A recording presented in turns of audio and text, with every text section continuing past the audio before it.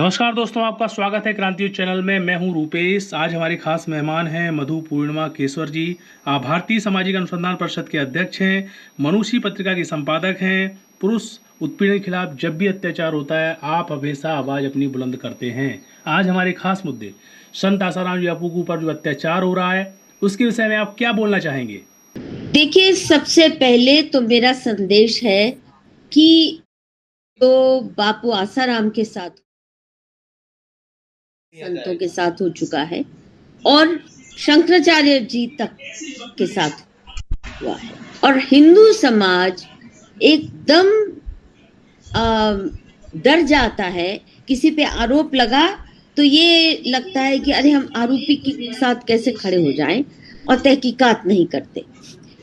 और तहकीकात क्यों नहीं करते? तो कॉन्फिडेंस के साथ बोल नहीं सकते। इस केस की इतनी बातें शक के दायरे में आती हैं और साफ साफ तथ्य भी कोई देखे तो साफ जाहिर है कि ये बिल्कुल मनगढ़ंत मैलाफाइडी केस है।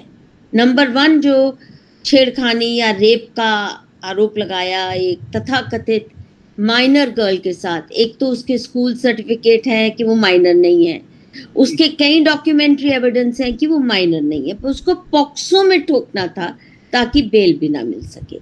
और ये भी हम ध्यान करें कि ये जो नए नए कानून लगाए गए हैं, जैसे एंटी रेप लॉ, पॉक्सो वॉक्सो, ये सब फॉरेन फंडेड एनजीओज ने इस देश में जबरदस्ती सरकार को नकेल में ला के डाले गए हैं। चाहे एंटी रेप लॉ, चाहे एंटी डाउरी लॉ, चाहे जो डोमेस्टिक वायलेंस का, और ये जो पॉक्सो वॉक्सो, और ये धर्मांतरण के खिलाफ जो भी खड़ा होता है। मैं भी आज बोल रही हूँ, मुझे भी पता है कि कभी भी मेरा भी ऐसे सर धड़ से अलग हो सकता है जी।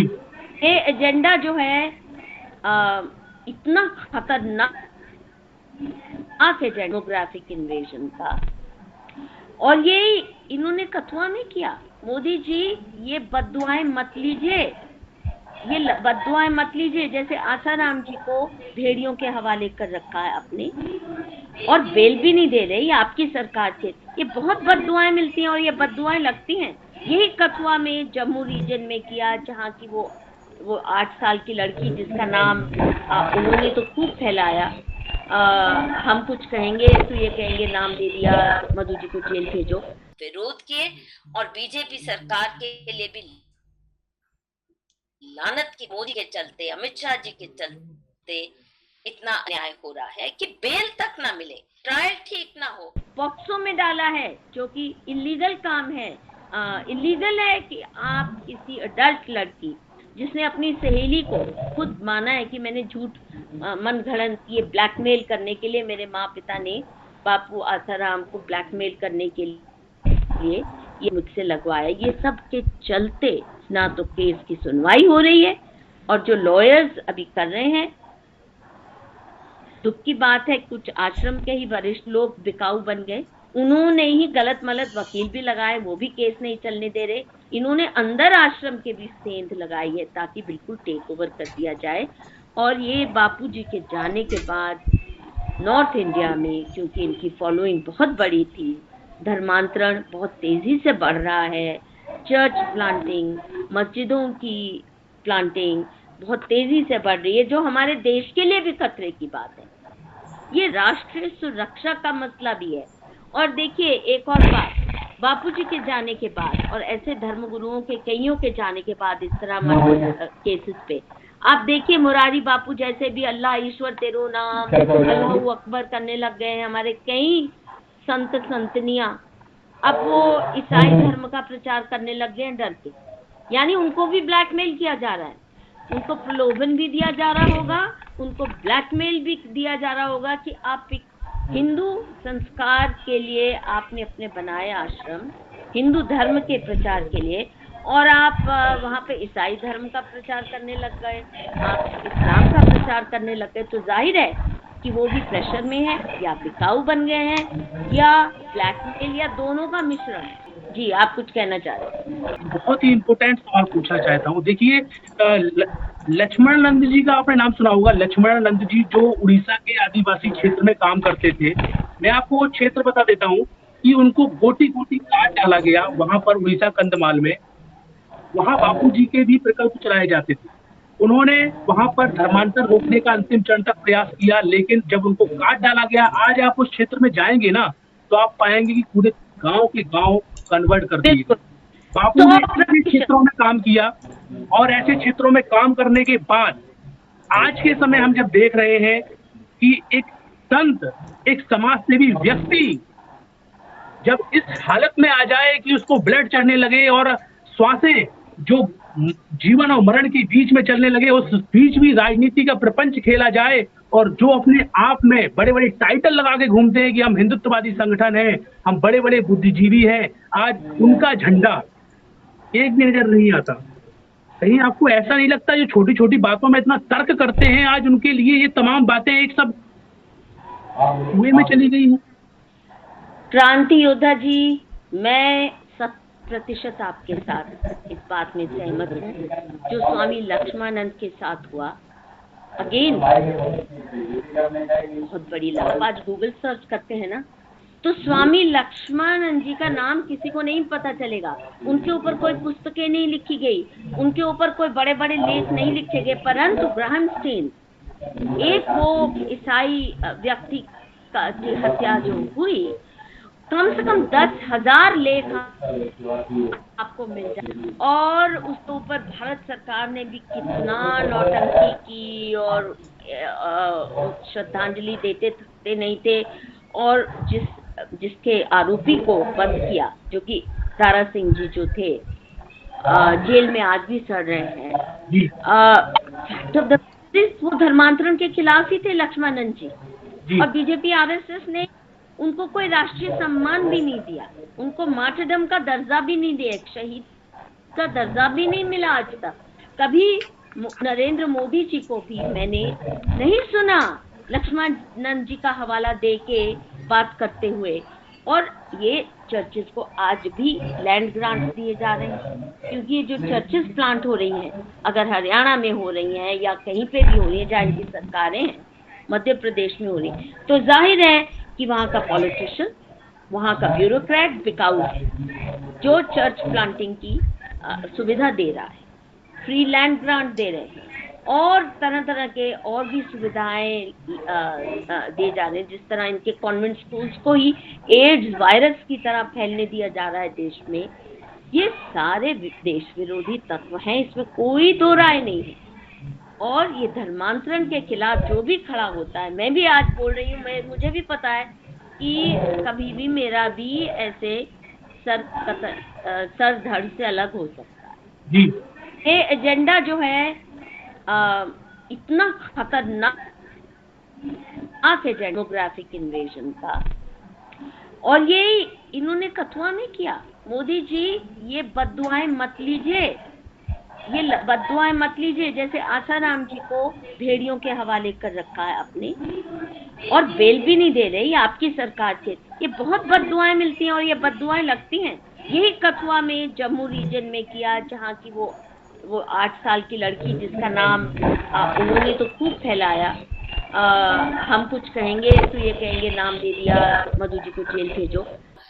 झूठा आरोप है, उसके परिवार की मिली भगत से उसका मर्डर हुआ है। झूठा रेप का और मर्डर का जो केस हिंदुओं के देवस्थान में थोप दिया गया, जहां हो ही नहीं सकता। जैसे आसाराम जी के फैक्ट्स हैं, इससे भी ज्यादा स्पष्ट हैं कि वो झूठा नैरेटिव है। और पूरी किताब मैंने तो उस पे लिखी है, जल्दी पब्लिश होने वाली है जी। वहां पे भी जो लोग उठ खड़े हुए, हिंदू एकता मंच बना, उसको भी बुरी तरह कुचला भाजपा ने, आरएसएस ने। और बेचारे वहां के सारे लॉयर्स और जम्मू रीजन के हजारों लोग सड़कों पे आए कि बस सीबीआई इंक्वायरी कर लीजिए, ये झूठा मनगढ़ंत केस है। प्रधानमंत्री ने क्यों नहीं माना? सीबीआई इंक्वायरी के लिए क्यों मना किया और उनको सूली के फंदे पे चढ़ा दिया? हम ऐसे देश में रह रहे हैं जहां हमारी सरकार ही हमारे रक्षक भक्षक बने हुए हैं। कल मेरे साथ भी कुछ होता है, जैसे आसाराम जी के साथ हुआ है, मुझे विश्वास है कि ये सरकार तो मेरी डिफेंस में नहीं आएगी, मैं जितनी मर्जी मासूम हूँ।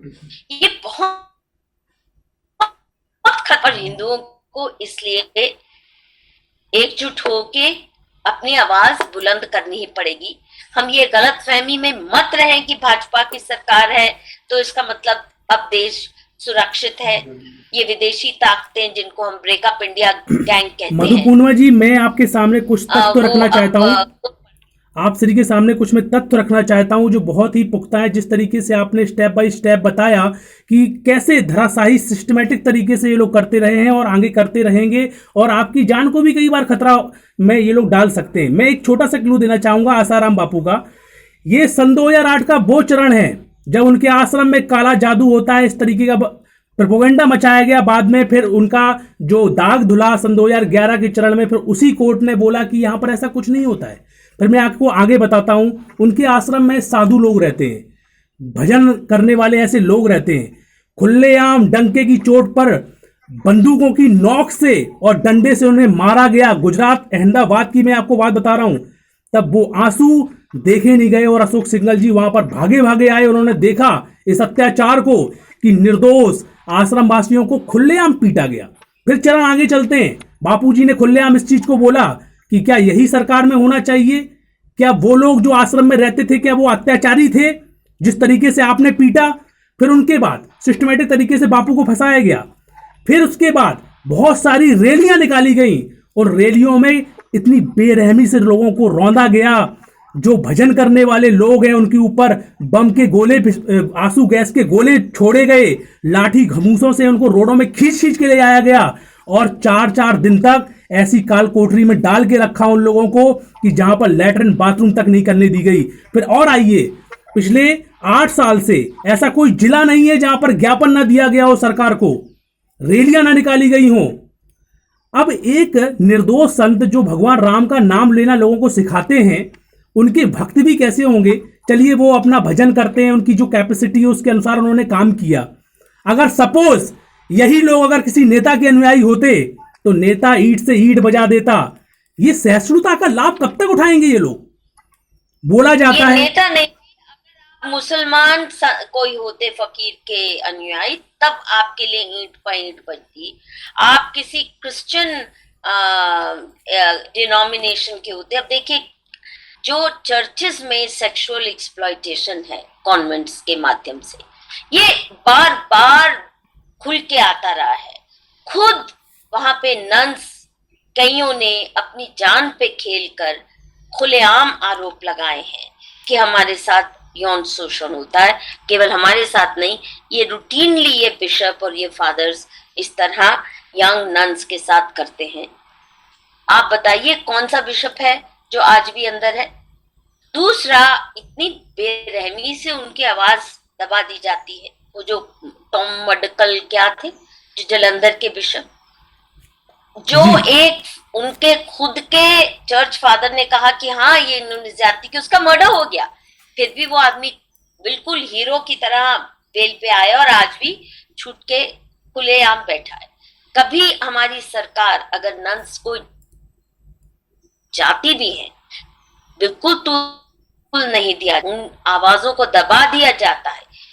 इतना यौन शोषण हो रहा है नन्स का पादरियों द्वारा, इतना यौन शोषण हर मदरसे के बच्चों के साथ हो रहा है वहां के मुल्ला मौलवियों द्वारा। ये सबको मालूम है कि यौन शोषण बच्चों का बहुत ज्यादा मदरसों में होता है। कभी वहां से तथ्य निकल के भी आते हैं, सरकार तहकीकात की हिम्मत नहीं करती किसी को अरेस्ट करना तो दूर।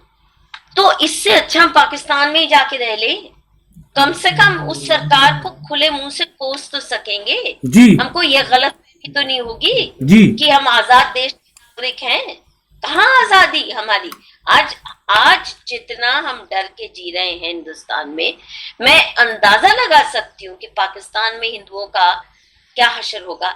हम पे भी वो आज डर हावी होने लगा है। अगर संत आसाराम, जिनके करोड़ों अनुयायी हैं और अच्छे अच्छे ओहदों पे हैं, अगर उनके साथ ये हो सकता, तो आप सोचिए हम ये जो कन्वर्जन के रास्ते में जो आवाजें उठेंगी, हमारा क्या हश्र होने वाला है, वही जो बंगाल में हिंदुओं का हो रहा है, जहां चुन चुन के लोगों के घरों में जाके औरतों को घसीट के उनके साथ बलात्कार किया जा रहा है, उनके घर जलाए जा रहे हैं, और बीजेपी के कैडर को बेरहमी से कत्लेआम किया जा रहा है। और मोदी जी चुप बैठे, अमित शाह जी चुप बैठे, गए थे तो जैसे अश्वमेध करने, वहां अपने केड की रक्षा नहीं कर पा रहे। शर्म की बात है। तो इसका मतलब ये हमें भेड़ियों को सौंपने से बिल्कुल नहीं चूकेंगे। उन लोगों का क्या दोष था जो लोग बीजेपी को सपोर्ट किए, जिनके लिए उन्होंने इतनी मेहनत 77 जितनी भी सीटें ला, आज उनको सजा मिल रही है और भाजपा उनके साथ खड़े नहीं है। अगर यही मान लीजिए दिल्ली में किसी के साथ होता, केजरीवाल सरकार ने 1 करोड़ 2 करोड़ 4 करोड़ तुरंत परिवार को दे दिया होता अगर वो मुस्लिम परिवार होते। एकदम ये भाजपा की सरकार भी तुरंत घोषणा करती है मुआवजे की। अगर कोई गौ भक्षक मरता है किसी वजह से, गौ रक्षक मरता है, तो कोई मुआवजा नहीं मिलता।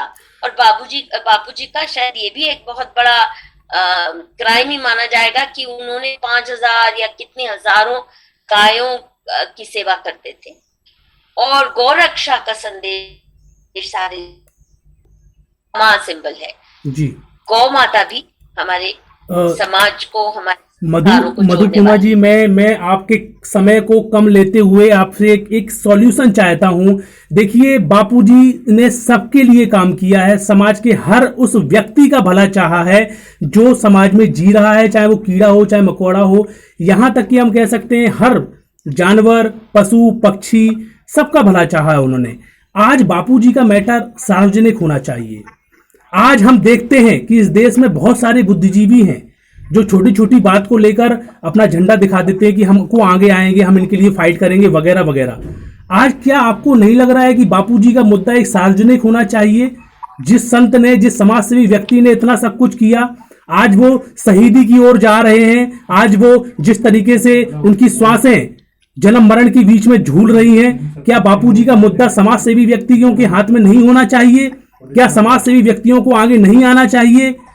क्या लगता है ये कब तक आएंगे आगे, और कैसे आप इनका सॉल्यूशन तमाम बातों का हो सकता है? क्या लगता है आपको? हिंदू की बहुत बड़ी कमी है। तथाकथित बुद्धिजीवी कह रहे हैं ना जी, जो यूनिवर्सिटीज में है, पेपर्स लिखते हैं, जर्नलिस्ट हैं, सबसे पहले क्रिश्चियन मिशनरीज और इस्लामिस्ट ने इन्हीं के ऊपर अपना कब्जा किया। हमारी एजुकेशन मिनिस्ट्री, सबसे पहले नेहरू ने मौलाना आजाद को, जो कभी किसी स्कूल में नहीं गए थे, मदरसा छाप थे, उनको एजुकेशन मिनिस्टर बनाया। उसके बाद आजाद भारत में 5 मुसलमान बने हैं एजुकेशन मिनिस्टर, और जो कांग्रेसी भी बने उन सब ने अर्जुन सिंह जैसे जो सेक्युलर तथा कथित हिंदू विरोधी सारा डिस्कोर्स चलाया। तो हमारा बुद्धिजीवी जिसको आप कहते हैं बिकाऊ वर्ग है, बुद्धिजीवियों को खरीद के अपने जेब में बिठा चुके हैं। कब से हम सोए रहे, और किसी भी हिंदू संत ने या किसी भी हिंदू लीडर ने और मोदी जी खुद ने भी ये नहीं सोचा कि हमें बुद्धिजीवियों के लिए जो संस्थाएं होती है, educational institutions, universities, research centres, ये हमें अपने देश का हिंदू बुद्धिजीवी जो कि राष्ट्रभक्त है, उनको उनकी फौज तैयार करने के लिए भी हमें कुछ करना है। कुछ नहीं किया। और हम में से इक्के दुक्के जो किसी तरह अपने पांव बिठाए रखे एकेडेमिया में, बहुत प्रताड़ना जो कोई आसान नहीं रहा। एक हिंदू बैशिंग न करके एक स्वाभिमानी हिंदू के रूप में एकेडेमिया में या मीडिया में सरवाइव करना इस देश में बहुत कठिन है। और हम सब मूर्खों ने जो सोचा था कि अगर भाजपा आती है, मोदी जी आते हैं, तो ये माहौल बदलेगा। और कम से कम मोदी जी तो हमारी एजुकेशन सिस्टम को, हमारी कल्चरल इंस्टीट्यूशंस को, ये जो सारा नैरेटिव बनाते हैं इन इंस्टीट्यूशंस में, जो जहर भरा गया है, जो एकेडमिक क्यूरिकुलम में जहर भरा गया है, इसको डिटॉक्स करेंगे। पर इन्होंने तो उनको और भी मजबूत किया है। मोदी जी ने कोई जरा भी बदलाव नहीं लाए है शिक्षा पद्धति में, और कहीं कोई ऐसी, आज जैसे जेएनयू है, देश विरोधी एकेडमिक्स इंटेलेक्चुअल्स को बनाने की एक फैक्ट्री है बाकायदा। आप बताइए, भाजपा की किसी भी स्टेट गवर्नमेंट ने या प्रधानमंत्री ने जेएनयू के मुकाबले की एक यूनिवर्सिटी करी हो, एक रिसर्च सेंटर खड़ा करा हो, जहां उन्होंने राष्ट्र प्रेमी एकेडमिक्स जो निष्पक्ष बात करें। इसका ये मतलब नहीं कि हम दूसरों के प्रति वो जहर फैलाएं जो हमारे फैलाते हैं हमारे खिलाफ, परंतु कम से कम जी कुछ यहाँ पर लोग एक भी नहीं है। जी मधु पूर्णिमा जी, कुछ लोग यहाँ पर जुड़े हुए हैं जो बापूजी के अनुयायी हैं, वो कुछ आपसे सवाल रखना चाहेंगे। आज जो डिबेट है वो काफी लोगों के बीच में जा रही है। मैं निर्मला पांडे जी से अनुरोध करूंगा कि आप कुछ सवाल रखें। क्या बोलना चाहेंगे आप? हाँ जी, नमस्ते मैम। मैं पूछना चाहती हूँ, मेरा नाम निर्मला पांडे, मैं गुड़गांव में रहती हूँ, सॉफ्टवेयर टेस्टिंग ट्रेनर हूँ। मैं पूछना चाहती हूँ कि हम क्या करें इस समय में, ऐसे समय में हम बापूजी के लिए क्या करें जिससे उनको बचा सके, क्योंकि हम अभी बहुत परेशान हैं। देखिए, सबसे पहले तो आपने समय बहुत कम, 8 साल से वो अंदर हैं, और जिस इमरजेंसी मोड में आप लोग आज काम कर रहे हैं, इसी इमरजेंसी मोड में अगर 6-7 साल पहले शुरू कर दिया होता काम, तो आज ये हालत नहीं होती। आप भी थोड़ा जगह, थोड़ा लेट है। अभी कोरोना है, नहीं तो मैं कहती किसी भी तरह से बापू के अगर करोड़ों फॉलोअर्स हैं, उनमें 50,000 तो दिल्ली में आके पार्लियामेंट का घेराव करें, क्यों नहीं? 2 लाख तो आके मोदी जी के घर का घेराव धरना करें कि ये अन्याय चल रहा है। और ये जब तक, देखिए, वो एकदम सड़क छाप काम करने लगते हैं दूसरी ओर वाले, और मीडिया तो उनके जेब में है ही, परंतु नंबर्स की जो ताकत है वो तो दिखाना चाहिए।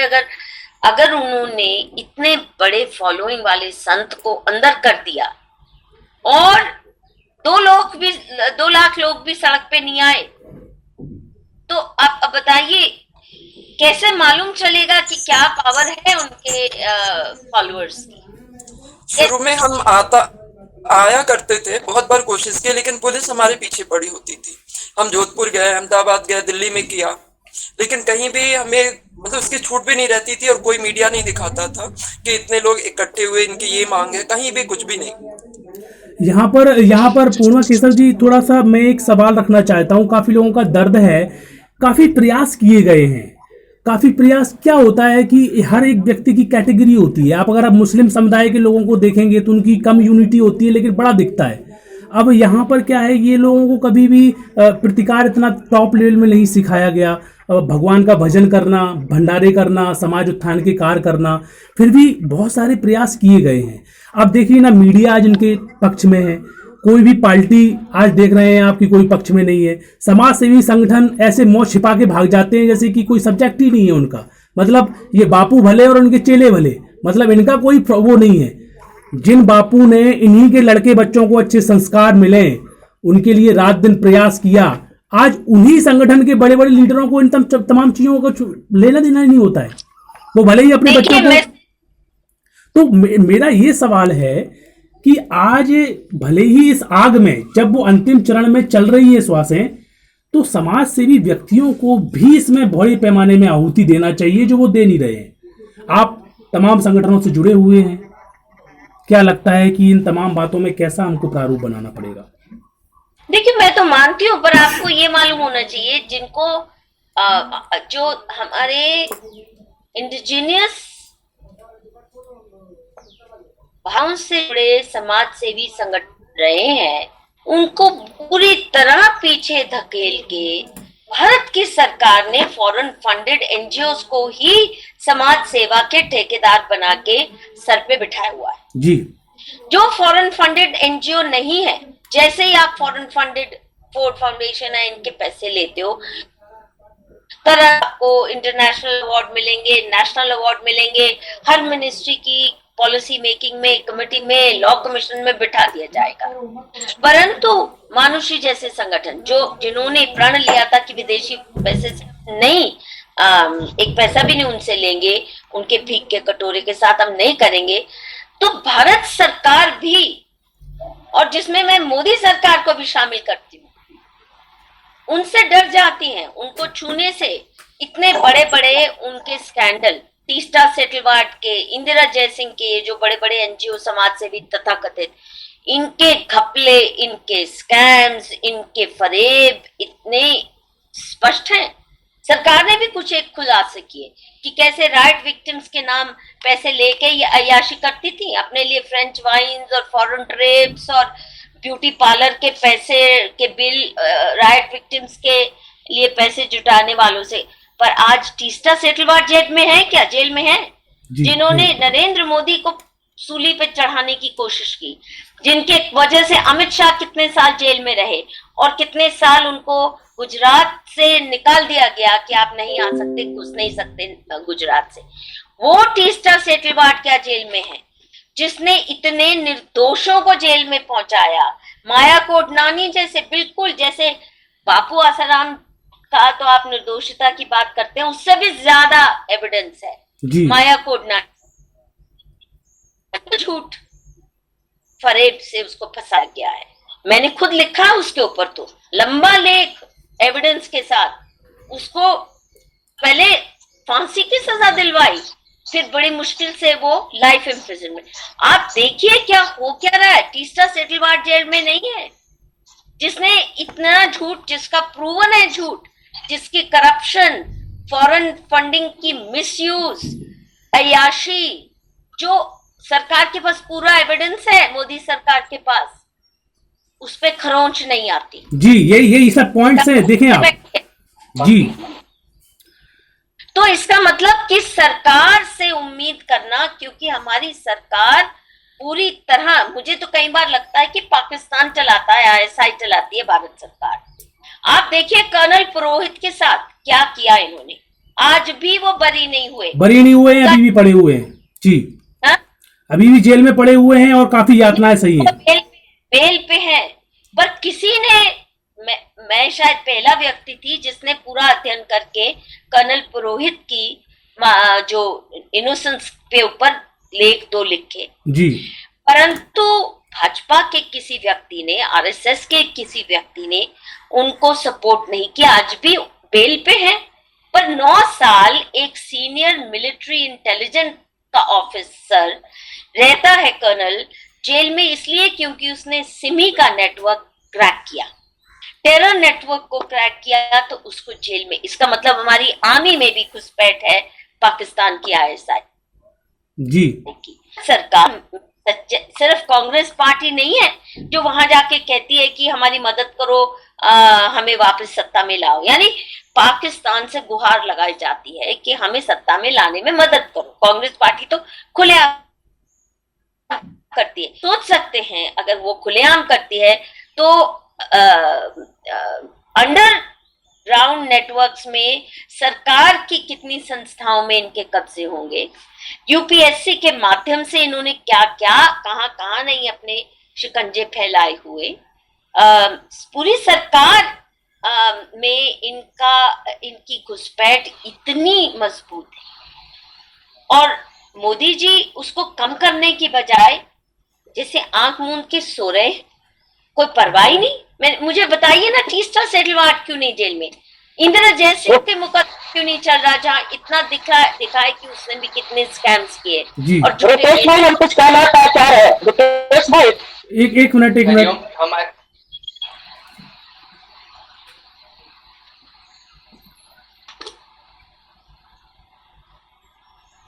जी, क्या बोल रहे थे? क्या मधु मधु मधु जी ने कहा कि आप लोग जैसे अभी सक्रिय हुए वैसे पहले सक्रिय होते तो कुछ काम बनती। जी। हम लोग जिस दिन से बापू जेल गए उस दिन से पूरी तरह सक्रिय है, लेकिन हमारे में खामी ये है, हमारे में कमी है कि मीडिया वालों हम लोग को सपोर्ट नहीं किया। हम लोग कहाँ कहाँ नई रैली निकाले, कहाँ कहाँ नहीं सुप्रचार किया, अपना घर का काम करके बच्चे को छोड़ के सारा दिन बापू जी का सुप्रचार का किताब लेके बांटे। किस किस गांव में नहीं गए जहां हम लोग जानते नहीं थे, अपना घर बार छोड़ के सब चीज किए, लेकिन मीडिया हम लोग के सपोर्ट में गई थी और हम लोग के हाथ में मीडिया नहीं थी, पावर नहीं है। ये चीज आपने ठीक कहा कि हम लोग के हाथ में पावर नहीं है। बापू जी जिस दिन से जेल गए उस दिन से इतनी सेवाएं बढ़ी है, इतनी सेवाएं, और आश्रम 450 से 470 हो गया, हर जगह बढ़ोतरी हो रही है, सब चीज हो रहा है, लेकिन मीडिया हमारे पास नहीं थी और हमारे पास गैर पैसा नहीं है जिसके बलबूते पर हम लोग अपना प्रचार मीडिया के माध्यम से कर सके। ऐसा हम लोग के पास कुछ नहीं है, मानते इस चीज को। लेकिन मोदी सरकार, जब मोदी जी जब प्रधानमंत्री नहीं बने थे, कुछ भी नहीं थे, तब बापू जी के दरवाजे पर जाते थे हाजिरी टेक दे, बापू जी के दरवाजे पर जो गए बापू जी कैसे से हुआ जाते थे, दुआई मांगने जाते थे, आशीर्वाद लेने। बापू जी बहुत पहले उनको बोले थे कि आप प्रधानमंत्री बनोगे देश का, बने भी। लेकिन अभी मोदी जी को बापू जी के पास जाने में, जेल में एक बार भी नहीं गए, देख ले, इस भाव से भी नहीं गए कि हिंदू है, हिंदू तो कई भाव से भी नहीं गए। संत श्री आस्काराम बापू जी को छोड़ दीजिए, और मोदी सरकार, मोदी जी ने एक बार भी इस बात पर ध्यान नहीं दिया कि इतने बड़े हिंदू देश का संत जेल में है और इतनी इनकी तबीयत खराब है, इतनी तबीयत खराब है, तो एक बार भी मोदी जी का ध्यान इधर नहीं है। मोदी जी का ध्यान विदेशी जाने पर हो गया, विदेश से मैत्री का संबंध, सब कुछ अच्छी बात है, अच्छी बात है, लेकिन पहले अपने घर में रोटी बन रही है कि नहीं इसको देखिए। अपने घर में रोटी नहीं बनी, आप बगल रोटी बांट रहे, कबाब बांट रहे, आइसक्रीम बांट रहे, अच्छी बात नहीं है। हमारे देश के संत आसाराम बापू, हम लोग मोदी जी पर भरोसा किए थे, तो मोदी जी एक बार तो छाती तरफ, लेकिन मोदी जी ने कभी ऐसा ध्यान नहीं किया। अभी आसाराम बापू वो नहीं कि अंतिम सांस ले रहे हैं, ले रहे हैं अंतिम सांस, लेकिन बापू जी आएंगे आएंगे आएंगे, क्योंकि जब सारे रास्ते बंद हो जाते हैं तो एक ऊपर वाला का रास्ता खुलता है, और वो रास्ता खुलता है तो उसमें कितने नहीं, ये अच्छे मंजू गुप्ता जी, आप मेरी बात सुनेंगे? मंजू गुप्ता जी, एक मिनट। हाँ मंजू गुप्ता जी, बोलने का टाइम दीजिए, आप अपने बात पूरी कर ली। अच्छा, मंजू गुप्ता जी की भावनाओं का आदर करते हुए मैं आपकी बात पे ही चर्चा चल रही है कि इन तमाम बातों को कैसे दबाया जाता है। तो मधु पूर्णिमा जी, मैं एक छोटा सा क्लू रखना चाहता हूँ। काफी लोगों के अंदर ऐसी भावनाएं हैं कि हमने बहुत कुछ किया, हमको परिणाम नहीं मिले, लेकिन अभी के हालातों में इनको प्रेजेंट में क्या करना चाहिए? कुछ ऐसी आप छोटे रूप में एक सॉल्यूशन इन लोगों को दीजिए कि आप एक समाज से जुड़ी हुई हैं और जब एक पीड़न होता है तो आप हमेशा आवाज रखते हैं। तो आज बापू जी के विषय में इसका सॉल्यूशन आप क्या देना चाहेंगे आज? देखिए, आपने जो शुरुआत की है, कम से कम जैसे मुझे भी ढंग से फैक्ट्स मिले जी, तो मैं भी स्टैंड ले पाई। जी, ये फैक्ट्स की डिसेमिनेशन बहुत जरूरी है और इसमें जो भी मदद हो सकती है मैं आपकी करने को तैयार हूँ, क्योंकि ये इसी के आधार पे लोगों का मनोबल मजबूत तभी होता है खड़े होने के लिए जब उनके पास तथ्य ऐसे हो। नहीं तो लगता है किसी रेपिस्ट की हम कैसे बचाव कर देंगे। और हिंदू हमारे धर्म गुरुओं के बारे में इतना दुष्प्रचार ये पहले से ही करके रखते हैं। जैसे ये गॉडमैन, अभी आज तक किसी कोई नहीं कहता कि मैं भगवान का रूप। गॉडमैन करके दुष्प्रचार करते हैं। फिर उसके बाद ये हम जैसे आज नहीं अय्याशी के अड्डे हैं, भले ही इनके चर्च हो अय्याशी के अड्डे, पर वार हमारे पे करते हैं। जो इनके अवगुण हैं वो सब हम पे थोप रहे हैं, हमारे धर्म गुरुओं, और हम निहत्थे होके बैठ जाते हैं क्योंकि हमारी जो आउटरीच है अब सोशल मीडिया के माध्यम से, तो आपके पास एक हथियार आया ही। और अब लॉकडाउन हो होता है तो मुझे लगता है कि उसके बाद एक संख्या में दिल्ली में आना भी जरूरी है, पर पहले सोशल मीडिया के माध्यम से प्रचार जितना ज्यादा हो सकता है करिए, लोगों को तथ्य बताइए। आज भी हम पूरे तथ्य नहीं बता रहे। अभी क्या करते हैं, अगला तथ्य उसको बताया जाता है, एक मिनट आपको रोकेंगे, कि सोए हुए को जगाया जाता है। जो जानबूझ के कोई तथ्य न माने हम उसको कैसे जगाएं। और दूसरी बात, हिंदू संतों ने भी और बड़े हाँ, पम्मी दुबे जी जुड़े हुए हैं। अभी आप सिस्टमैटिक तरीके से बात करेंगे, एक एक के बाद बात होने दीजिए पूरी।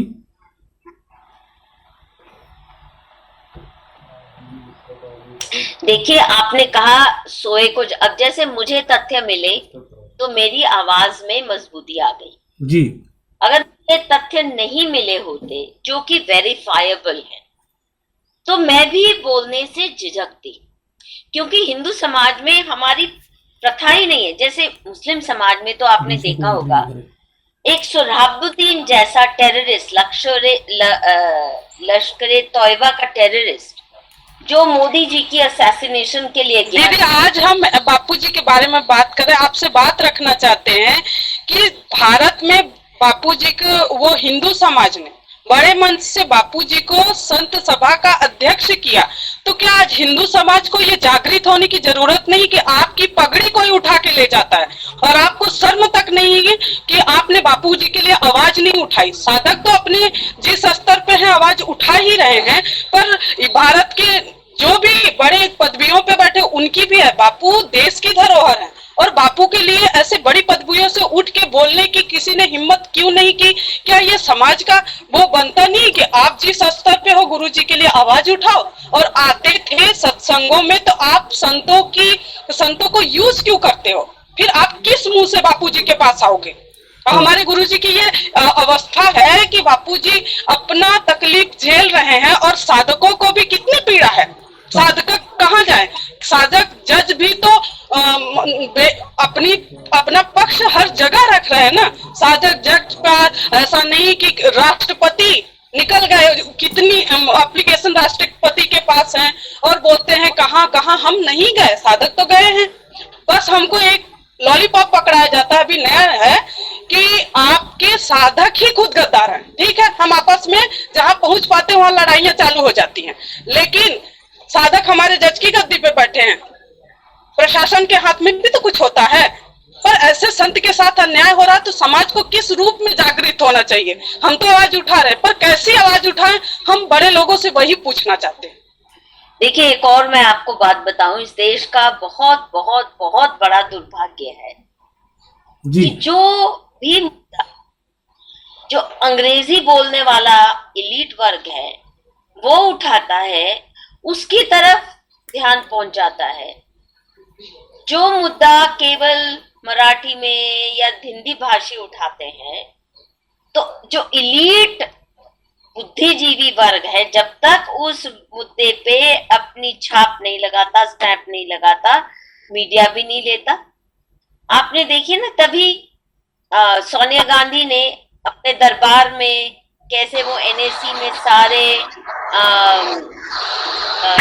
अंग्रेजी अमर्त्य सेन से लेकर दरबारी बना रखे, क्योंकि उसे पता है ये जो अंग्रेजी बोलने वाला वर्ग जिसके साथ हो गया, जिसको दुर्भाग्य से बुरी तरह से अपने कब्जे में ला के रखा हुआ है ये फंडेड एनजीओज ने, एजेंसीज ने, विदेशी ताकतों ने, वो जब देश का नहीं, अभी कोई डिस्टर्ब नहीं करेगा, कोई डिस्टर्ब बीच में नहीं करेगा। मैं आपको एक बता देता हूँ, डिबेट जैसा चलने दीजिए, सबके साउंड बंद कर दीजिए।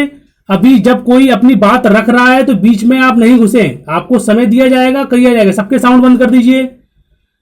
अभी मधु पूर्णिमा जी को अपनी बात पूरी करने दीजिए। आप लोगों के साथ आपके ही सारे उत्तर दे रहे हैं, आप बीच में घुसेंगे तो वो उत्तर पूर्ण रूप से नहीं दे पाएंगे। इस बात को आप समझिए। जी, आप बात पूरी करें अपनी, मधु केशव जी। जी जी। तो मैं कह रही वर्ग हिंदू शब्द ही चिढ़ खाता है। सारी शिक्षा पद्धति उसको एंटी हिंदू बनाती है। इस देश के मिट्टी से जुड़े कोई भी मापदंड उसके पसंद नहीं आते। हमने एक पूरा देश विरोधी तबका, एलिट वर्ग, अंग्रेजी नुमा खड़ा कर दिया है। और इसलिए पॉलिटिकल नैरेटिव, किसको अच्छा कहना है, किसको बुरा कहना है, किसकी डिफेंस में आना है। अब देखिए ना कि कैसे जब सोहराबुद्दीन जैसा लश्कर तौयबा का टेररिस्ट एनकाउंटर में मारा जाता है, जो कि मोदी की असैसिनेशन के लिए गया था, तो शबाना आजमी से लेकर सारे दिल्ली के जो प्रबुद्ध नागरिक, इंटेलेक्चुअल्स, मीडिया वाले, सब मोदी जी को उस वक्त फांसी पे, सूली पे चढ़ा रहे थे। और जैसा मैंने कहा कि उसकी एनकाउंटर की वजह से अमित शाह को भी जेल भुगतनी पड़ी। क्यों? क्योंकि ये सारे मकौले पुत्र, जिनको कहना चाहिए पुत्रियां, सब पीछे एक टेररिस्ट के पीछे लग के इन्होंने, होम मिनिस्टर थे तब भी वो गुजरात के, उनको जेल में पहुंचाया। अब मोदी जी को या अमित शाह को तो पता होना चाहिए कि ये कितनी जहरीली ताकतें हैं जी। इनको भी सूली पे लटकाए रखा, तो आज ये खुद उनकी गिरफ्त में क्यों बैठे हैं? मेरे को यही नहीं समझ। सबसे बड़ा सवाल जी, ये आज तो आपके साथ भी जो हिंदू विरोधी हैं, देखिए, अगर आसाराम जी को टारगेट किया गया इसीलिए कि हिंदू धर्म का प्रचार भी नहीं केवल, पर कन्वर्जन से बचाने का काम। हमारे संतों की बात सुन के बहुत से तथाकथित ईसाई, इस्लामी भी घर वापसी की सोचने लगते हैं, क्योंकि यहाँ उनको एक शांति प्रिय माहौल मिलता है जो कि इस्लाम में नहीं मिलता। तो इसलिए हिंदू धर्म की जो व्यापकता है, जो उसकी महानता है, उसका दर्शन भी किसी को ना हो। वो चाहते हैं कि हिंदू धर्म केवल उसकी तथाकथित इमेजिनरी कुरीतियों के माध्यम से ही जाना जाए। तो वो हर वक्त झूठा प्रचार हिंदू धर्म के खिलाफ करते हैं। अब उसके सबसे बड़े विक्टिम मोदी जी अगर आज खड़े नहीं हो रहे, तो ये उनके लिए वार्निंग मैं दे रही हूँ। मोदी जी जो आसाराम जी के साथ हाल किया है, ये आपके साथ भी वो करेंगे, कर भी चुके हैं, और आगे अगर उनको मौका मिलता है तो आपको भी घर से खदेड़ के।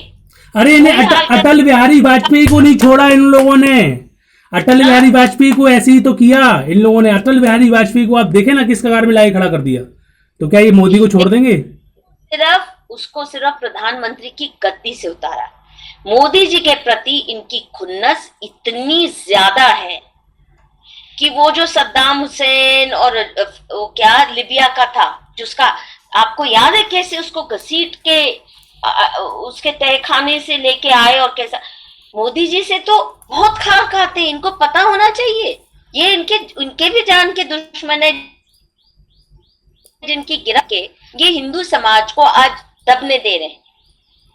अभी कैलाश तिवारी नाम था ना उनका, जिनका गला रेता गया, मोदी जी ने एक शब्द कहा नहीं कहा उन्होंने। संवेदना इतनी, शबाना आजमी की टांग पे खरोच आई या नाक पे खरोच आई तो मोदी जी का दिल कैसा नरम होके आंसू भी आ गए, और शायद फूल भी भिजवाए होंगे कि जल्दी जल्दी ठीक हो जाओ मेरी प्यारी शबाना।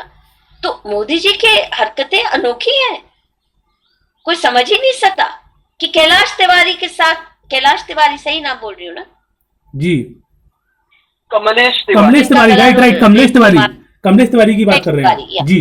कमलेश तिवारी जब गौ रक्षक मरते हैं तो मोदी जी कुछ नहीं, उनको बल्कि डांटते हैं, उनको गुंडा कहते हैं। मुझे पता है ये गुंडे लोग हैं जो गौ रक्षा के लिए अपनी जान की बाजी लगाते हैं, उनको मोदी जी गुंडा कह देते हैं।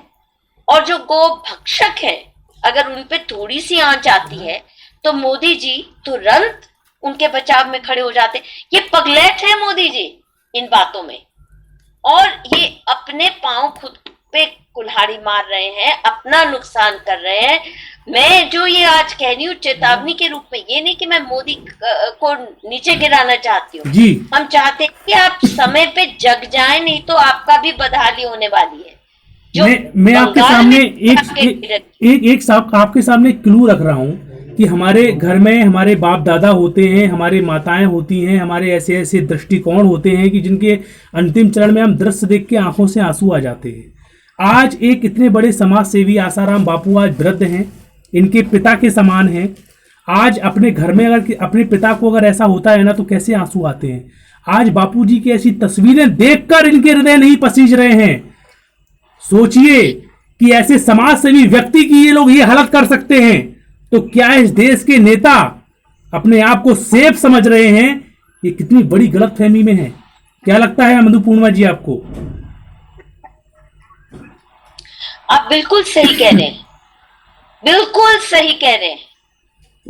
और देखिए जितने रेप एक्यूज्ड हैं सब बेल पे हैं। आप बताइए कौन नहीं है? बहुत जल्दी आ जाते हैं। लेकिन मेरे को यहाँ पर एक सबसे बड़ी प्रॉब्लम ये आ रही है और जिसके आपने चरण स्पर्श किए हो, मोदी जी ने जाके कई बार आश्रम में बापूजी के चरण स्पर्श किए, उनको अपना बड़ा मानते थे, उनको गुरु समान मानते थे। ऐसे व्यक्ति के प्रति संवेदनशीलता की हीनता, ये मोदी जी मतलब क्या पत्थर का दिल हो गया। मैं तो कहती हूँ कि वो 7 रेस कोर्स रोड में जाके जैसे किसी ने कोई ब्लैक मैजिक कर दिया है मोदी जी पे। अच्छा ऐसा मैं थोड़ा सा आपको यहाँ क्लू देता हूँ। चलिए यहीं पर एक छोटा सा दृष्टिकोण देखते हैं कि सुप्रीम कोर्ट बोल रहा है कि कोरोना के जो पेशेंट हैं, जिनकी उम्र ज्यादा है, जो वयोवृद्ध हैं, उनको हाल क्या रिलीव किया जाए। आज बापू 85 ईयर्स ओल्ड के हैं, उनकी उम्र भी बहुत ज्यादा हो गई है, श्वासें भी चल रही हैं। तो जहां पर सुप्रीम कोर्ट की भी अवहेलना करके उनकी श्वासों पे राजनीति कर सकते हैं ये लोग, तो आपको ये भेदभाव की राजनीति नहीं दिख रही है? यहाँ पर कितना स्पष्ट दृष्टिकोण दिख रहा है। इससे और क्या चाहिए स्पष्ट दृष्टिकोण? देखिए इससे यही स्पष्ट हो रहा है कि इस देश का हिंदू आज ईसाइयों और मुसलमानों जो ठेकेदार हैं उनकी मनमर्जी के अनुसार अगर जीता है तो सुरक्षित है।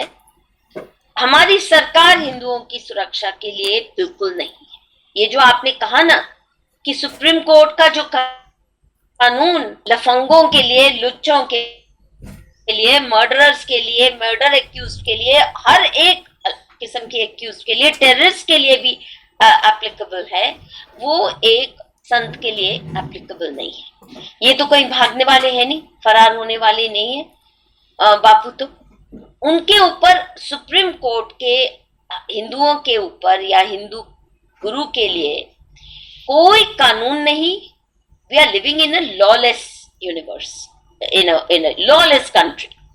हम हिंदुओं की प्रोटेक्शन के लिए संविधान भी हमारी खिलाफत में जाता है, उसमें भी कई ऐसे प्रावधान डाले गए, आर्टिकल 25 से 30 अगर आप देखें, जो हक आज दुनिया में कोई ऐसा देश नहीं है जहां इस्लामिस्ट को या तथाकथित रिलीजियस माइनॉरिटी को इतने सुपीरियर हक दे दिए गए जो मेजॉरिटी को नहीं है।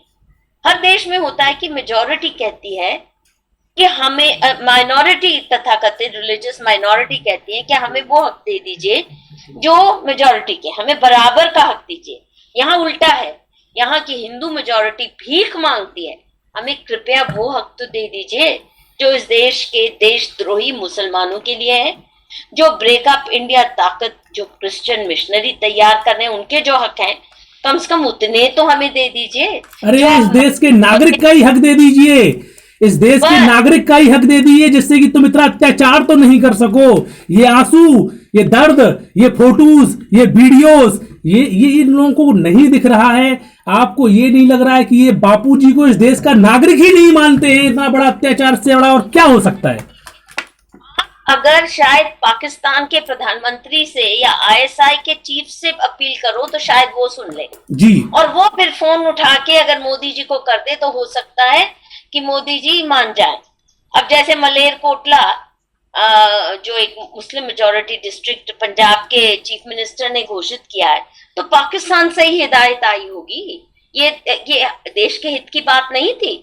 इसी प्रकार से मुझे लगता है कि बाहर वालों से, अमेरिका के प्रेसिडेंट से, जैसे ये माओइस्ट वगैरह जाते हैं ना, तुरंत पहुंच जाते हैं अमेरिकन सेनेट में, अमेरिकन हाउस ऑफ व्हाटएवर में, यूएन में पहुंच जाते हैं। मुझे लगता है कि अब हमें भी यूएन की गुहार लगानी पड़ेगी, वहां से न्याय मांगना पड़ेगा। इस देश में नहीं मिलने वाला हिंदुओं को न्याय, ये तख्ता पलट करना ही पड़ेगा, संविधान भी बदलना पड़ेगा। ये डेमोक्रेसी हमारे गले का फंदा बन गई है, क्योंकि इसी डेमोक्रेसी के चलते देश के दुश्मन, हिंदू संस्कृति के दुश्मन, हिंदू नेशन के दुश्मन, हिंदू समाज के दुश्मन ताकत में आ गए हैं। पार्टीशन के बाद 70 साल के अंदर ये दुर्गति हमारी हो रही है, जैसे फिर 6 और पार्टीशन होने वाले हैं और हम खदेड़े जाएंगे फिर से, जैसे बंगाल से खदेड़े। जी, आपका समय की सीमा को ध्यान में रखते हुए मैं आपके कुछ जो आपने जो बोला उस पर थोड़ा सा क्लू दूंगा कि आपने शुरू में कुछ बातें बोली थी कि बापूजी के लिए अगर हमको कुछ करना है, जैसे कि मेरे हृदय में दर्द उठा कि मेरे को एग्जैक्ट उसके जो डॉक्यूमेंट्स हैं वो हाथ में आए, तो कहीं ना कहीं ये बातें हैं। वैसे डॉक्यूमेंट्स तो कई बार हमने स्पष्टीकरण काफ़ी संस्थागत किए गए हैं, उनके ऊपर काफ़ी चीज़ें बनाई गई हैं, लेकिन अभी एक नए जो चैप्टर्स की ओर अगर हमको जाना है तो ये तमाम बातों को सरल करना होगा। आपकी बात को हम बिल्कुल क्लू देते हैं कि सरल रूप से जो बापूजी की सच्चाई है वो समाज के सामने बिल्कुल नीति रखना पड़ेगी, सामाजिक मुद्दा बनाना पड़ेगा।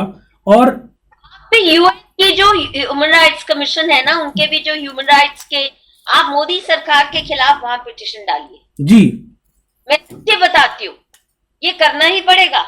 अभी जैसे कुछ आर्मी ऑफिसर्स हैं जिनके साथ, जैसे कर्नल पुरोहित के साथ अन्याय हुआ, ऐसे ही वो एक सांबा स्पाई स्कैंडल था। आप मानिएगा, क्योंकि उनको इस देश में न्याय मिला। हालांकि सबको मालूम है कि वो झूठा केस था। जैसे इसरो का, आपको याद है, इसरो को साबोटाज करने वाले अफसर को आज भी वो जेल में नहीं है वो जेल में आजादी से घूम रहे। इसरो को साबोटाज करके हमारे टॉप नॉच साइंटिस्ट को जेल में भिजवाया, टॉर्चर करवाया, मरवाने के कगार पे। उनमें से एक व्यक्ति जेल में नहीं है, एक व्यक्ति जेल में नहीं है। और मैं आपको बता रही हूं कि आज हमें भारत सरकार को शर्मसार करने के लिए शायद यूएन का दरवाजा खड़काना पड़ेगा, जो कि कश्मीरी टेररिस्ट खड़का सकते हैं, अगर माओवादी खड़का सकते हैं यूएन के पास कि हमारी भारत सरकार हमें न्याय नहीं दे रही, आप भी ऐसा कुछ कीजिए। जी, तो अच्छा, मैं आपका एक सवाल थोड़ा सा और रखना चाहता हूं। मैं कई बार इन तमाम चीज़ों में एनालिसिस करता हूं कि संस्था में ऐसा क्या पॉइंट है कि सरकार के लिए जिस तरीके से आप बता रहे हैं क्यों नहीं जाना चाहते। अच्छा, ये लोगों की एक विशेषता होती है नेताओं की कि बहुत सारी चीज़ों को दबा के रखते हैं, मतलब ऐसा दिखाते हैं कि तुम बोलोगे तो हम तुमको सांप की तरह काटेंगे, ऐसे आपको हम ऐसे डस लेंगे, आपको हम यहाँ से आओगे आप, तो हम आपको आश्रम के ऊपर आपको ये दिखाएंगे कि देखो। तो मतलब डरते हैं, ऐसा डरते हैं कि मतलब बापूजी के लिए अगर हम सरकार से ज्यादा मांग करेंगे, पता नहीं सरकार आसमानों पे पता नहीं क्या कर दे, पता नहीं सरकार हमको कैसे कर दे। अच्छा, बापूजी ने देखिए निडर होके जीना अगर नहीं सीखेंगे जी, और आज वो समय आ गया है जिसे भगत सिंह ने सर पे कफन बांध के, मरना तो सबने है, कम से कम कायरता से मत मरो। मुझे भी मरना है और मुझे भी पता है कि I am on the hit list, मुझे भी मालूम है, क्योंकि मैं भी स्पष्ट बात करती हूँ। और इस देश में देश के दुश्मनों के विरोध में स्पष्ट बात करना खतरनाक हो गया है। देश के दुश्मन खुलेआम डंके की चोट पे देश विरोधी बातें करें, वो ह्यूमन राइट्स एक्टिविस्ट बन जाते हैं। वो हाँ, ये अनोखी बात है जी। पर अगर आप देश विरोधी ताकतों के खिलाफ बात करो, ये अनोखा, ये कलयुग में की भी जो हमारे पुराणों में डिस्क्रिप्शन बताते, इतनी भयानक वहां भी नहीं थी। वो उस परिभाषा में भी कलयुग से भी कोई एक घोर अंधकार में जीवन हम आज इसमें फंसे हुए हैं। तो मैं आपको बता रही हूँ कि डर के मत रहिए, कुछ लोग तो बहादुर बनिए और यूएन का दरवाजा खटखटाते हैं कि मोदी सरकार नहीं देती है हमको न्याय।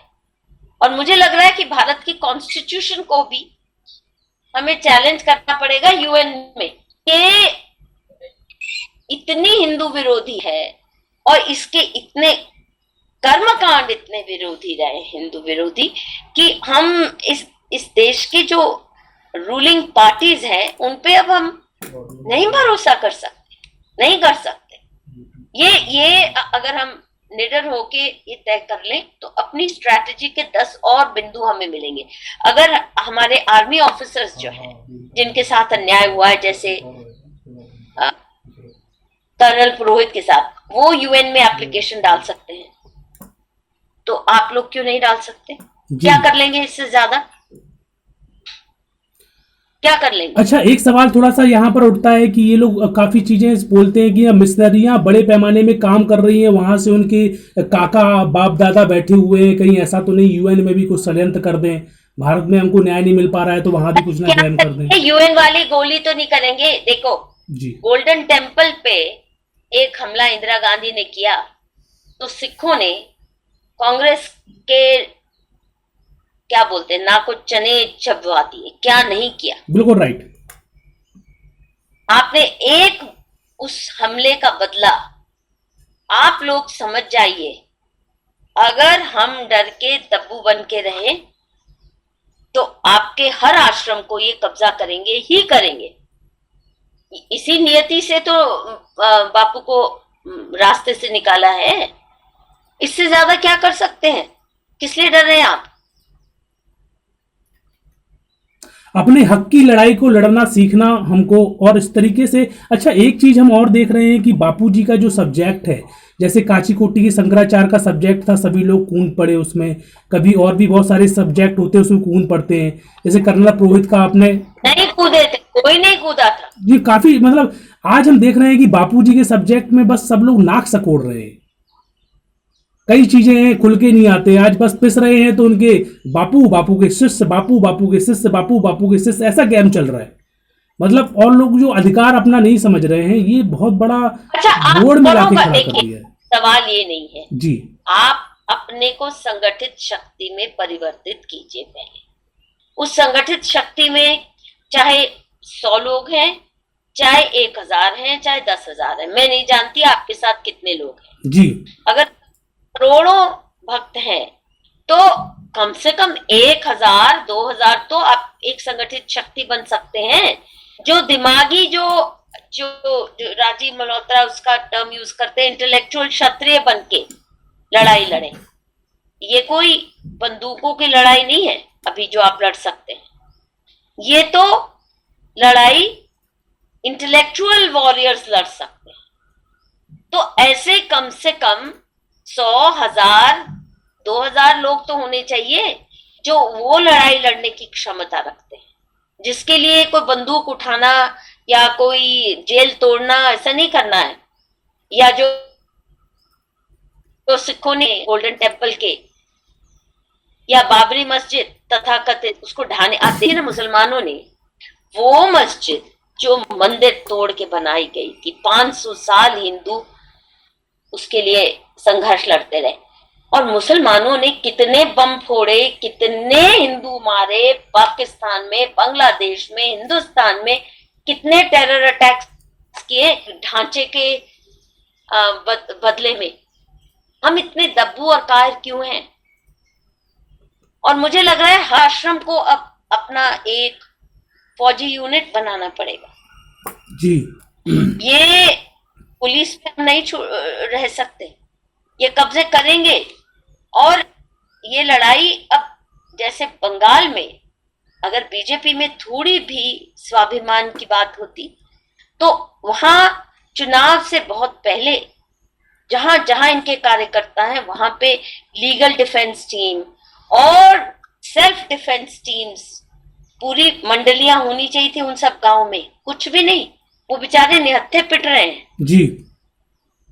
तो ये लड़ाई मैंने कहा ना कि कल मेरे को भी आके मेरे घर से घसीट के वही हाल करें, कोई मुझे हैरानी नहीं है। दिल्ली में भी हमारे बड़े सारे मिनी पाकिस्तान बने हुए हैं जी, जैसे बंगाल, हमारे सबके घरों के आसपास ऐसी जगह हैं जिनको आप बाकायदा मिनी पाकिस्तान कह सकते हैं। शाहीन बाग के आगे मोदी जी ने घुटने नहीं टेक दिए थे जी, आराम से देखिए,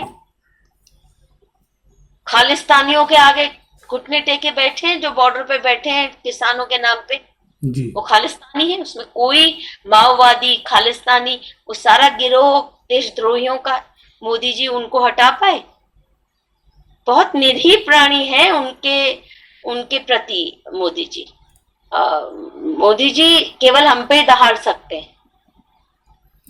आपने जिस तरीके से बहुत बढ़िया कुछ सुझाव दिए, वैसे हम देख रहे हैं कि जो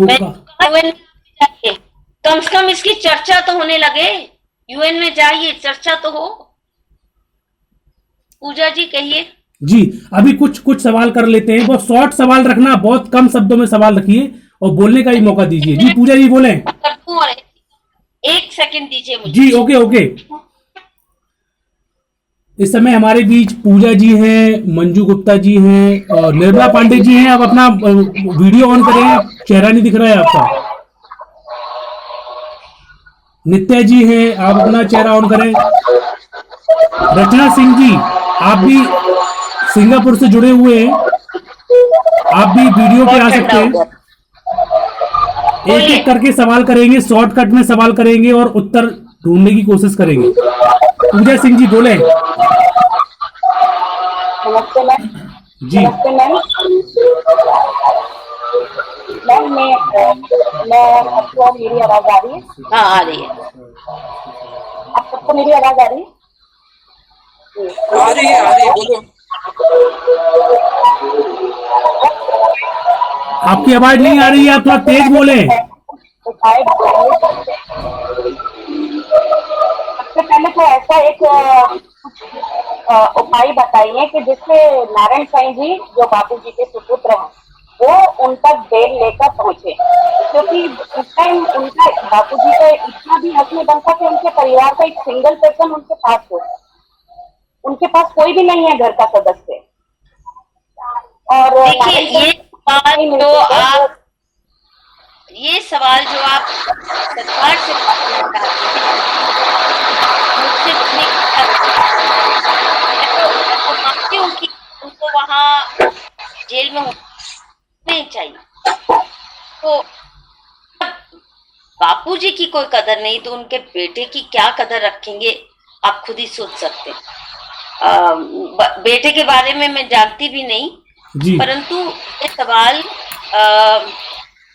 निरर्थक हो जाते हैं जब मेन इशू है कि थोड़ी जी। अभी रचना जी सिंगापुर से जुड़े हुए हैं, आप कुछ सवाल रखना चाहेंगे? Hello ma'am, I am from UK, England. आपने जैसे बोला कि यूएन में जाइए, हम लोगों ने यहाँ से जो हमारी जितनी भी औरतें हैं जितनी भी वुमेन्स हैं, हम सब लोगों ने एक मेल लिखा इन लोगों को यूनाइटेड नेशंस में, even but there is no response. We like send a mail to PM and we been like बहुत ज्यादा disturb. No, you have to do it like give my own voice. You have to hire a good lawyer who takes the court. Okay. Who files a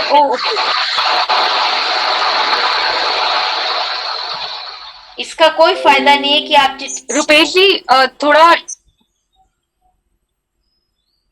okay.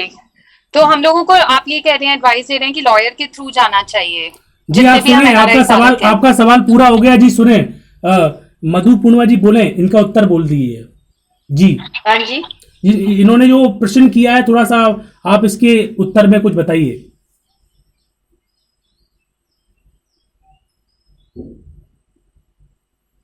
आपका sound mute हो गया है मधु पूर्णिमा जी, थोड़ा सा आपका sound mute हो गया है, आप अपने मोबाइल से साउंड ऑन करें। जी अब हो गया। ओके, थैंक यू, अब बोले। देखिए, मेरा मानना है कि ये चिट्ठी ईमेल लिखने से कुछ नहीं होगा। आप ये काम बहुत प्रोफेशनली होना पड़ेगा। कोई अच्छा वकील आपको ढूंढना पड़ेगा जो कि इसको, और कोई ना कोई पीआर टीम आपको ढूंढनी पड़ेगी जो इसका पीआर भी करे, इसको इशू को इंटरनेशनलाइज किया जाए और यूएन तक कोई पिटिशन के रूप में ले जाए। वहां कुछ निकले ना निकले, कम से कम मोदी सरकार को शर्मसार करना फर्ज बन जाता है, मेरा ऐसा मानना है। No, thank you so much for this advice. It really makes sense. We have to, because we've been thinking that we have to now go professional. Even we were thinking to do some social media campaigning as well. That पे is- social media campaigning of course अगर हम paid करते हैं do it in a very professional manner, because you have to appeal to those who are not his followers. You have to appeal to the ordinary Hindus and the international community that claims to take. Amnesty International तो नहीं लेगी, क्योंकि ये फिर हिंदू धर्म संत की बात आ जाती है, बट जो इंटरनेशनल ह्यूमन राइट्स कम्युनिटी के जो लिंगो, जिस तरह वो इशू फ्रेम करते हैं, आपका जो है बहुत ही देसी तरीका है अपनी बात पहुंचाने का, मेनली हिंदी भाषा में है। ये आपको सोफिस्टिकेटेड इसका पीआर टीम बनानी पड़ेगी, जो अंग्रेजी भाषियों को कैसे अपील किया जाता है और ग्लोबल कम्युनिटी के साथ कैसे अपील किया जाता है इस बात को, and please seriously consider taking it to the UN. Sure ma'am, sure, thank you for the advice. Madhu but Purwani, consult a good lawyer definitely who knows these matters. Sure. जी अभी इस समय हम देख रहे हैं कि काफी लंबा समय आपका लिया आज हमने, और मधु मांगे थे जी जी हम इसके आभारी हैं, और ये जो वीडियो है काफी लोगों के दिल और दिमाग में अपना असर करेगा और लोग देखेंगे इसे। काफी आपने जो आज बहुत सारे सजेशन दिए, बहुत एक सारी मिनट रुपेश भाई, 1 मिनट हमको बोलने दीजिए। जी शॉर्टकट में बोलिएगा आप प्लीज। हाँ, अभी हम मधु जी से ही पूछना चाह रहे हैं कि अभी बापू जी का इतना सीरियस अवस्था है, तो अभी इतना लंबा समय न देकर ऐसा क्या शॉर्ट में करे कि बापू जी को हम लोग जो चाह रहे हैं सेवा देना, आयुर्वेदिक सेवा देना या वहां से निकालना, तो ऐसा कुछ क्या करें? ये तो बात की बात है मधु जी। जी ओके अभी ओके, हम आपने लोग आपका सवाल पूरा हो गया, आपका सवाल पूरा हो गया। जी। मधु जी अब तो आपका जो साउंड है वो बंद है इस समय, साउंड ऑन कर लीजिए। जी मैम, साउंड जी क्योंकि दिल से बात कहने दीजिए, मैं इतना बोलती हूँ, उनको भी मंजू जी कुछ और भी कहना है तो कह लो। हाँ, बोलना है ये। अभी बापू जी का इतना तबीयत खराब है, इतना सीरियस है, तो अभी ऐसा क्या उपाय करे, क्या कुछ करे? हम लोग आपसे सवाल हम कर रहे हैं कि बापू जी को रिलीफ हो रहा, हम बच्चों को भी रिलीफ हो, तो बापू जी के लिए कुछ, अभी तो कोर्ट कचहरी में अभी मुकदमा का बात चल रहा है, जो मरना अवस्था में है, जो इतने बुजुर्ग है, उनके लिए क्या ऐसा शोभा देता है? ऐसा अभी हम लोग क्या करें जिससे कि बापू जी को थोड़ा रिलैक्स मिले? क्या कदम उठाए? जी कोरोना है, नहीं तो मैं कहती हूँ कुछ लोग आके धरना देके बैठ जाते, 1000 लोग भी ह्यूमन राइट्स कमीशन के बाहर, तो जी वो नहीं कर सकते, ह्यूमन राइट्स कमीशन को करिए। और मैं आपको बताऊं, थोड़ा आप इसमें अगर आपके पास साधन थोड़े भी जुटा पाते हैं, जी कोशिश कीजिए एक प्रोफेशनल एजेंसी हायर कीजिए जो मीडिया में ये ढंग से इश्यूज उठाए। ये जो जैसे आयुर्वेदिक इलाज, ये भी बहुत अहम बात है। हाँ जैसे मैंने भी कहा कि मुझे आयुर्वेदी चाहिए, मुझे कोविड की वैक्सीन नहीं लगानी, अगर जबरदस्ती, ये मेरा ह्यूमन राइट्स का उल्लंघन है। जी जी तो आपको थोड़ा इसमें प्रोफेशनल मदद लेनी पड़ेगी, मेरा ऐसा मानना है, क्योंकि इस देश में हिंदी भाषियों की बात बहुत कम सुनी जाती है। जब तक वो या तो इस्लामी ताकतों के हाथ के साथ, मतलब उनके साथ चल रहे हों, या उनके साथ ताइए बना रहे हो ईसाई हों, जी। नहीं तो आपकी हमारी बहुत कम सुनवाई होती है। हमारा मीडिया बहुत बिकाऊ है और किसी इशू को मेरिट पे लेना बहुत उनको मुश्किल लगता है। तो अब तो हमारी बुद्धि धरी की धरी रह गई है, अभी तो हम लोग कुछ भी नहीं कर पा सकते हैं मधु जी। अभी क्या करें? अभी जो दिल में हलचल है, अभी क्या करें? देखिए, मैं मेरे पास कोई जादू का डंडा तो है नहीं। जी और जी जी हर एक ये भी देखिए, बापू के बाद भी आपका आश्रम, अब आप ये समझिए कि अब आपको इंटेलेक्चुअल क्षत्रियों की भी टीम खड़ी करनी पड़ेगी। जो वैचारिक हमले होते रहेंगे हाँ बापू जी के और बाद, ये कोई खत्म होने वाला नहीं है। जी आपने भक्तों की, अच्छे संस्कार वालों की बहुत बड़ी फौज खड़ी कर दी, पर वो लड़ाई की ताकत नहीं रखते। अब ये जो अगला चरण है वो केवल कल परसों की लड़ाई नहीं है होने वाली, ये जी। पूरे हिंदू समाज की, हिंदू संस्कृति की अस्मिता की लड़ाई लड़ी जा रही है और ये लंबी होनी है। तो आपके पास अगर आप देखिए किस तरह कब्जा करके बैठे हैं इस्लामिस्ट और क्रिश्चियंस हमारी सब संस्थाओं पे, और माओइस्ट का कब्जा ये इंटेलेक्चुअल्स के माध्यम से हुआ है। हमारे किसी भी धर्म गुरु ने इसकी अहमियत नहीं समझी कि इंटेलेक्चुअल फौज हमें तैयार करनी, उसी का खामियाजा भुगत रहे हैं। शंकराचार्य के साथ भी जब ये हुआ ये अन्याय, तो इंटेलेक्चुअल फौज कोई नहीं खड़ी उस तरह हुई जो कि माओइस्ट के साथ है। आप देखिए विडंबना, माओइस्ट के पास देश के बड़े इंटेलेक्चुअल, जो टेररिस्ट ग्रुप है कश्मीर के जिहादी, उनके पास इंटेलेक्चुअल्स की पूरी फौज खड़ी है, वो इकट्ठे हो जाते हैं। जो आतंकवादी सेसेशन भारत से अलग टुकड़े टुकड़े होने की मांग करते हैं, उनके पास है।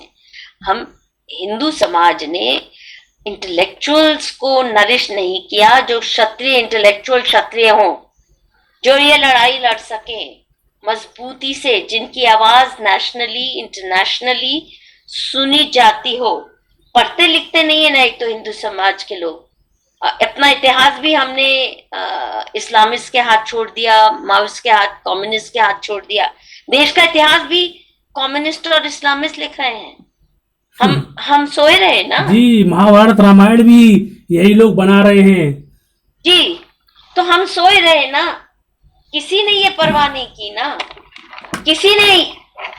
किसी शंकराचार्य ने, किसी हिंदू संत ने ये नहीं प्रयास किया, जिसका जैसे राजीव मल्होत्रा ने तो बहुत कोशिश भी की हिंदू संतों को जगाने की कि आपको इंटेलेक्चुअल क्षत्रिय चाहिए, वॉरियर्स चाहिए, उसकी फौज तैयार कीजिए। किसी ने नहीं परवाह की।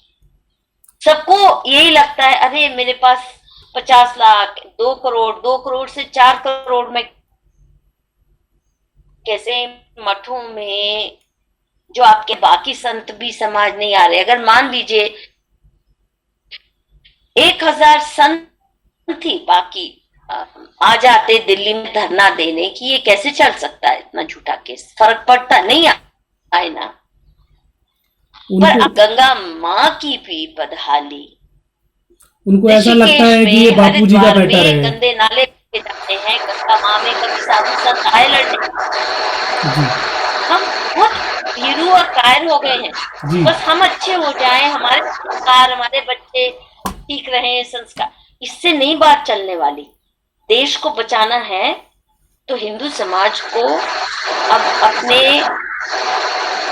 अस्तित्व को बचाने, सामूहिक अस्तित्व को बचाने के लिए हर किस्म का योद्धा तैयार करना पड़ेगा।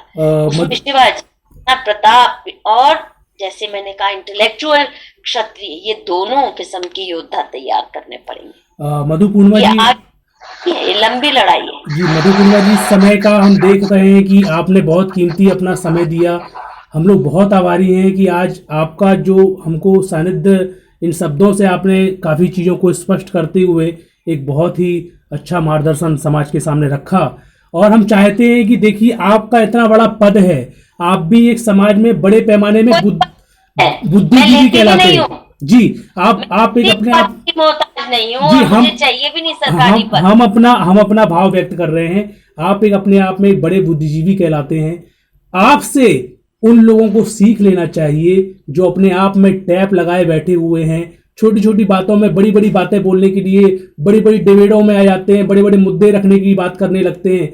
आज उनके हाथ से एक ट्वीट भी नहीं होती बापूजी के लिए। ऐसे लोग को आपसे कुछ प्रेरणाएं लेना चाहिए, इसलिए हम उनके सामने ये बातें रख रहे हैं। आज आपने अपना कीमती समय दिया, सभी जो लोग जुड़े हुए हैं उनकी तरफ से हम आपका आभार व्यक्त करते हैं। दोस्तों, सच हम इसी प्रकार आपको दिखाते रहेंगे। फिर मिलेंगे आपसे और कभी आवश्यकता पड़ी तो फिर आपसे हम अनुरोध करेंगे जुड़ने के लिए। तब तक के लिए दीजिए हमें सबको इजाजत।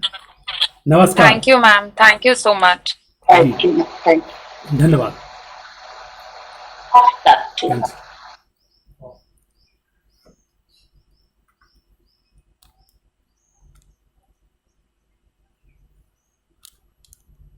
कैंसिल।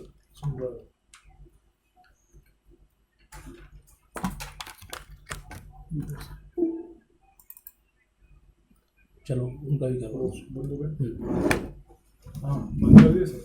सब बंद कर दो।